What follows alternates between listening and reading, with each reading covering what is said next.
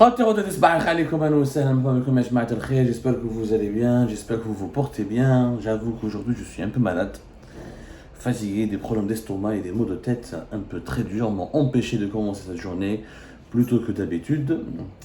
Et- Mais j'ai décidé de surmonter les douleurs de la maladie dont je n'arrive pas encore à identifier. Je pense que j'ai une gastro, un problème d'estomac, ou de maux de tête, peu importe.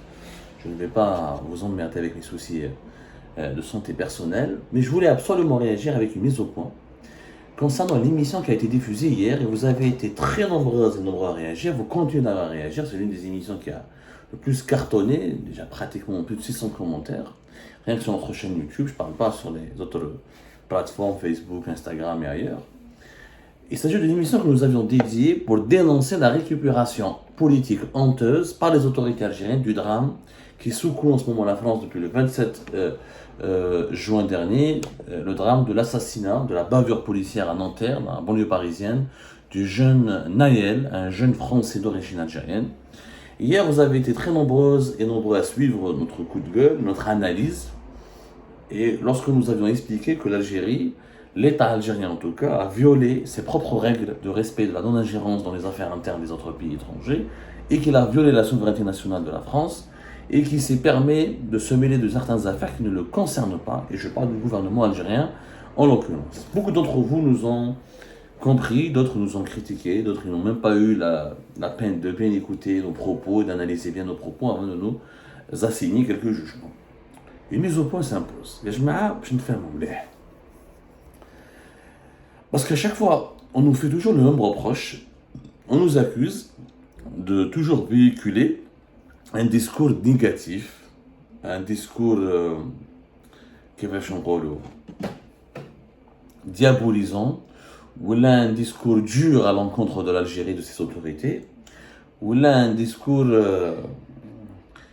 très critique, un discours... on nous reproche, clairement, on nous reproche d'être toujours dans la critique négative et dans la critique acerbe à l'encontre des dirigeants et des autorités de notre pays. Et on nous en veut, certains commentateurs et certains observateurs nous en veulent, parce qu'à leurs yeux, on n'est pas objectif, et quand il y a des initiatives positives, on ne le souligne pas assez. D'abord, je m'explique. Nous ne sommes pas l'ambassade d'Algérie en France. On n'est pas là pour distribuer les bons points. Et on n'est pas là pour recenser les initiatives, positives du gouvernement algérien. Nous sommes un média qui est là pour informer, qui est là pour expliquer, éclairer et révéler les dessous de l'actualité algérienne. On n'est pas là pour faire la promotion de l'Algérie. La promotion de l'Algérie, ce sont ces autorités, c'est des organismes gouvernementaux qui ont des budgets, qui sont formés et qui ont des hauts responsables dont la première mission est d'améliorer l'image de l'Algérie à l'étranger et de promouvoir une autre image de notre pays sur la scène mondiale. Ce n'est pas notre rôle en tant que presse. Ce n'est pas notre rôle en tant que presse. Nous ne sommes pas en train de critiquer négativement.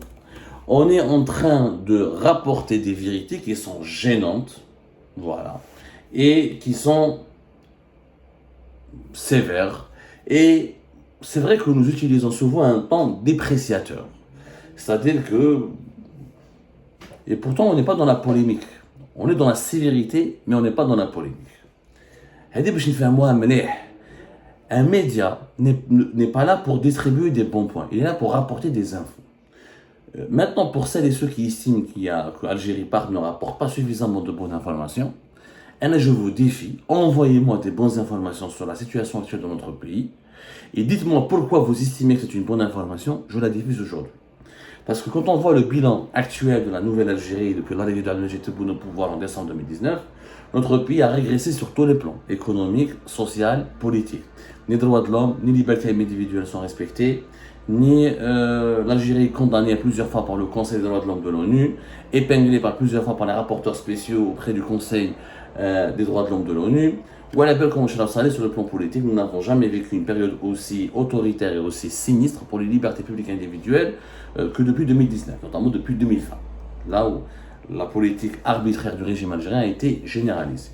Sur le plan économique et social, peut-être il y a quelques avancées, mais qui sont malheureusement insignifiantes. Mais allez, je lance le défi. Eh bien, on a des informations positives, nous allons essayer de les analyser ensemble. Et je vais lancer une rubrique que chacun des membres ou des abonnés d'Algérie Part, de ses détracteurs, de ses ennemis, parce que quand on voit les insultes et la diffamation et les propos injurieux, c'est plus de l'adversité que de la contradiction. Nous envoie des informations positives et nous allons les analyser ensemble. Ici, il s'avère rationnellement, objectivement, que c'est une information positive, nous la diffusons. Premier défi. Deuxième chose, celles et ceux qui considèrent que l'initiative d'hier est une initiative positive, c'est-à-dire le communiqué du ministère des Affaires étrangères algérien qui affirme qu'il suit avec beaucoup d'attention la situation en France depuis l'assassinat du jeune Naël et que l'Algérie espère que le gouvernement la demande ou la espère ou la compte sur le gouvernement français pour protéger les membres de la communauté algérienne en France, celles et ceux qui pensent qu'il s'agit d'une initiative positive, ils sont tout simplement pas honnêtes, ou là ils manquent de lucidité, ou ils n'ont pas compris les enjeux de cet événement. Et les États ont des souverainetés.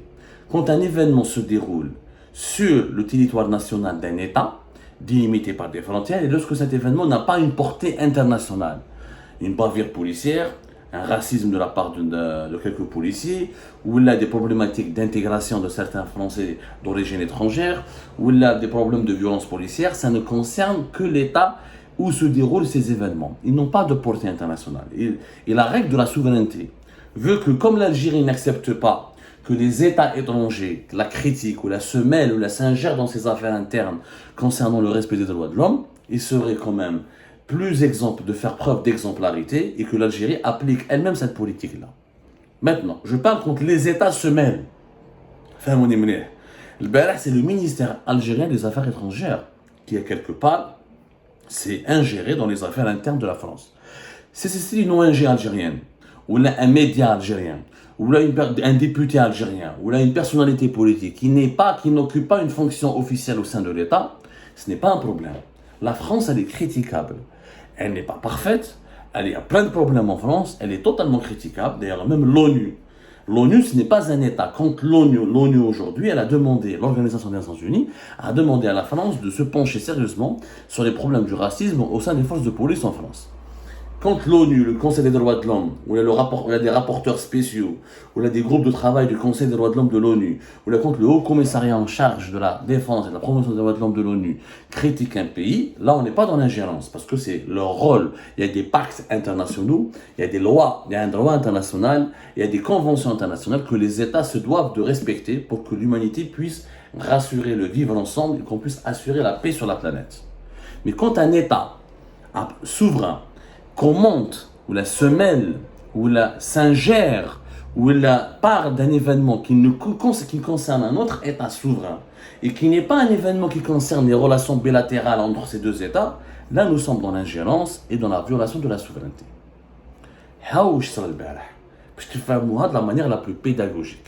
Lequel une association algérienne a parlé, comme les associations françaises critiquent l'Algérie, et les autorités algériennes, les associations algériennes ont le droit de critiquer les autorités françaises. Sauf que là, nous avons le ministère algérien des Affaires étrangères, c'est-à-dire un département régalien, c'est le porte-parole du pouvoir algérien qui s'est exprimé sur des événements qui concernent que des Français. Deuxième désinformation et deuxième manipulation.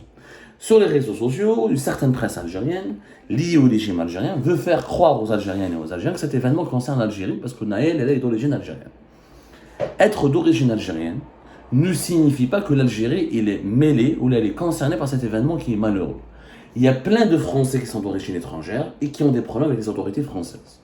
À partir du moment que ce jeune est né en France, a grandi en France, a fait son école en France, parle d'abord plus le français que sa langue natale qui est l'arabe, l'algérien. Et puisqu'il est élevé en France, ses parents payent leurs impôts en France, où là il travaille et il touche des aides sociales en France, quoi qu'il arrive, c'est un Français. Il peut être binational, je ne sais pas s'il a le passeport algérien, je n'ai pas pu encore vérifier cette information. J'attends d'ailleurs des éclaircissements de la part de l'ambassade d'Algérie en France. Est-ce qu'il a un passeport algérien? C'est possible, il y a des binationaux qui ont des passeports algériens mais qui n'ont jamais vécu en Algérie, qui ne connaissent rien en Algérie, qui n'ont jamais mis le pied en Algérie, toute leur vie en France. Donc ce sont d'abord et avant tout des Français. Donc c'est un Français qui a eu un problème avec la police française. Donc c'est un événement purement français. واش دخل l'État algérien et le ministère algérien des Affaires étrangères.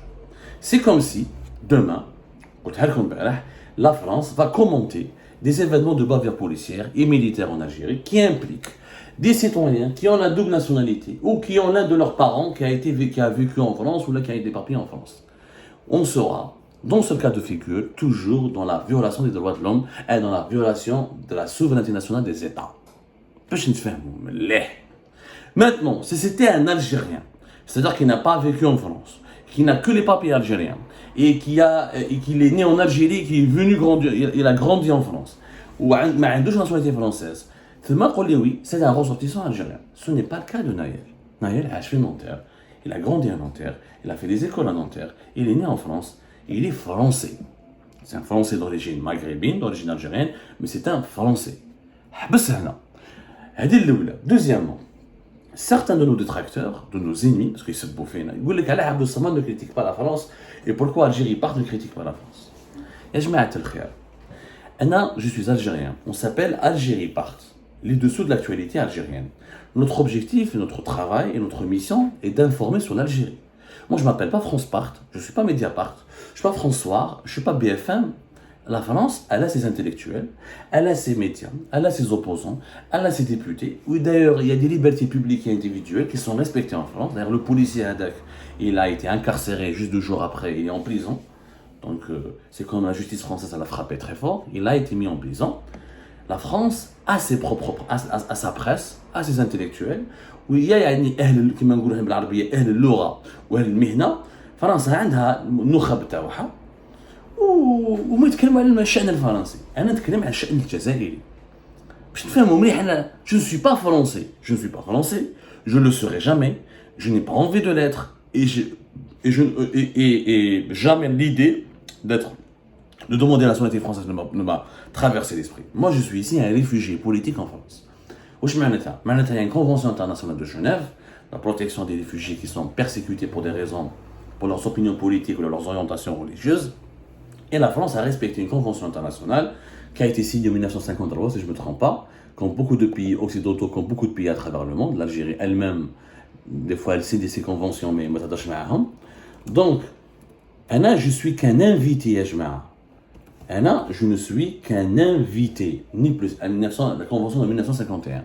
La France était obligée de me donner le refuge politique, parce qu'il y a un droit international. J'ai été persécuté dans mon pays pour mes articles de presse.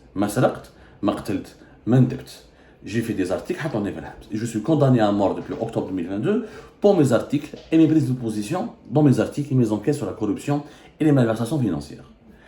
Anna, je suis invité dans ce pays. Moi, demain, mon pays change et la dictature tombe et on revient vers un seuil de liberté publique et individuelle tolérable et supportable et acceptable pour des journalistes comme moi. Anna, je rentre.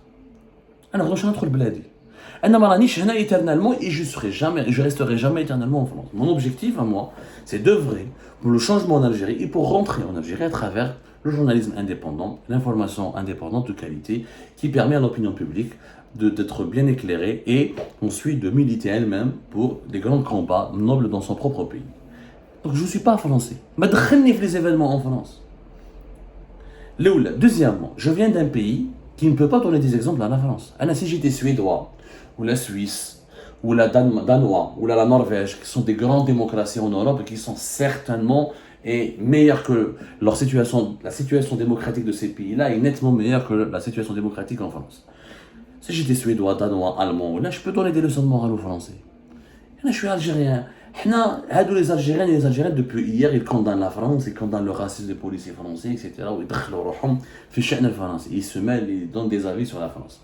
Où est-ce que vous étiez lorsqu'il y avait les éborgnés, les jeunes éborgnés de Kabylie en décembre 2019? Une dizaine, on parle d'une quarantaine de manifestants qui ont perdu l'usage, qui ont perdu un œil parce que la police algérienne a tiré sur eux avec des balles en caoutchouc, même des balles réelles, des armes très blessantes, des armes tranchantes, ils ont perdu l'usage d'un œil.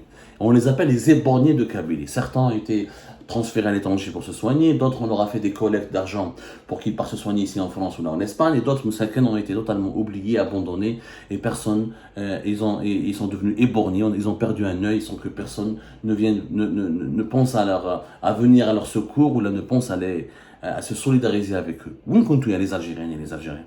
شوفوا لي زيبو انا حبش ليبوكريزي نداو كان جيت لا سويس وكان بلادنا جات لا سويس لوكسمبورغ لوتريش وين ياكو لا ديموكراسي ولا ديموكرا نوتر بيي ميور كو لا فرنسا والله غنسب فرنسا ليل ونهار حنا بلادنا يا جماعه لا نوبليس لي بافور بوليسيير en Algérie je vous donne des chiffres des dizaines de bavures policières depuis 2010 jusqu'à 2022. Alors je vois les bavures policières en Algérie. Et est-ce que la justice algérienne a incarcéré les policiers qui ont éborgné les jeunes manifestants de Tizi Ouzou et de Bdjaïa? Jamais de la vie. Et les violences policières pendant le Hirak, parce que les jeunes, ils font des émeutes, ils cassent des magasins, ça reste de la violence. En Algérie de 2019 jusqu'à 2021, c'était l'un des mouvements les plus pacifiques du monde. Un pneu n'a pas été brûlé. Je vois les violences policières, les salafis Roland, les salafis Santena ou Annaba, les femmes qui ont été malmenées, les arrestations arbitraires, les enfants qui ont été embarqués avec leurs parents dans des camions de police. Donc pourquoi vous ne parlez pas des violences policières dans votre propre pays?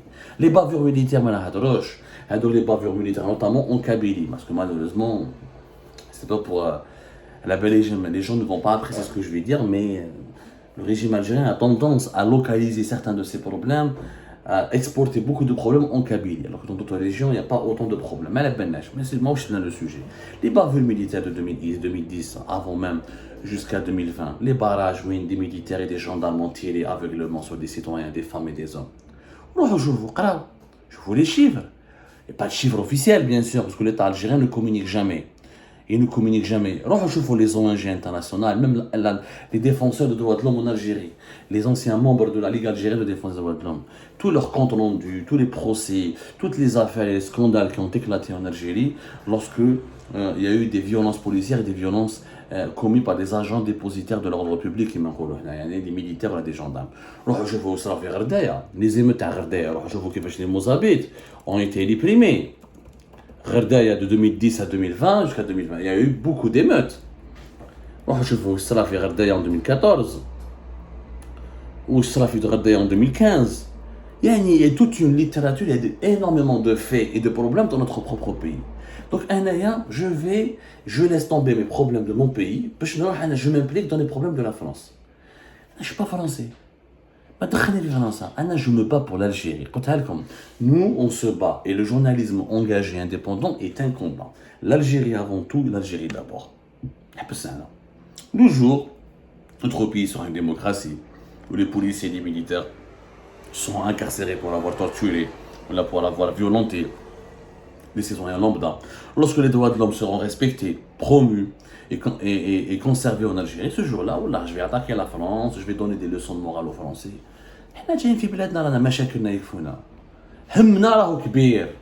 Les prisons algériennes sont pleines à craquer de personnes qui ont été violentées, abusées, réprimées arbitrairement. Occupons-nous de notre pays. Et que l'État algérien arrête de faire semblant qu'il s'intéresse à la communauté algérienne en France. Rappelez-vous de ce qui s'est passé en mai. Je vous donne un petit exemple et je termine là-dessus. En mai 2021, début mai 2021. Rappelez-vous de cette histoire de l'Algérienne Shahinez, qui a été brûlée vive, qui a été tuée, Shahinez, qui a été tuée brûlée vive à Mérignac, dans un quartier de la banlieue de Bordeaux. Bordeaux, c'est l'une des plus grandes villes du sud du pays, l'une des plus grandes villes de France. Elle a été brûlée par son mari âgé de 44 ans, Mounir B. Il lui a tiré sur les jambes, il l'a traîné par terre, il l'a poursuivi, il l'a brûlé vif. C'est une mère de 3 enfants. Et ces enfants ont assisté à cette autodafé, à ce crime atroce. Vous voyez que Shahinez Meskina a déposé plainte contre son mari violent et la police française n'a pas fait son travail, n'a pas pris ça au sérieux et elle n'a jamais voulu aller inquiéter ou là interpeller ce mari violent. Pourquoi à l'époque, cette citoyenne algérienne dont la mort était atroce et qui a mobilisé plusieurs femmes et hommes politiques en France, pourquoi le ministère algérien des Affaires étrangères n'a pas pris position et n'a pas demandé à la France de protéger ses concitoyens et de protéger ses compatriotes et de fournir des explications pourquoi la police, concernant le comportement de la police française qui n'a pas été à la hauteur et les policiers français n'ont pas protégé cette mère de famille algérienne, Shahinez. Pourquoi à cette époque-là il y avait un silence? Parce que l'affaire Shahinez n'a pas suscité du buzz. Elle a suscité, entre guillemets, des réactions d'indignation sur la presse et les réseaux sociaux. Il y a eu un rassemblement de 300 personnes. Comme maintenant il y a des émeutes, et en France, dans plusieurs grandes villes de France, et qu'il y a une politisation de ce drame qui franco-française, encore une fois, qui s'inscrit dans un agenda politique compliqué ici en France, avec des problématiques purement françaises. Et bien, le gouvernement algérien veut faire l'intéressant, il veut profiter de cette exposition médiatique, il veut taquiner la France, la titiller, pour énerver l'État français et pour les obliger, pour juste les obliger à lui répondre et pour obliger l'État français à traiter avec lui et pour faire dire à l'État français, eh ben vous, si vous avez des problèmes chez vous, ne venez plus jamais me donner la leçon chez moi. Tous les pays du monde ont des problèmes chez eux. Sauf que, encore une fois, en France, il y a une justice indépendante. Il y a des mesures sérieuses qui sont prises. Il y a une liberté de la presse, il y a une liberté de l'opposition. Ce n'est pas le cas malheureusement en Algérie. Donc l'État algérien devrait faire profil bas avant de vouloir taquiner la France sur le ring des libertés publiques et individuelles et des droits de l'homme.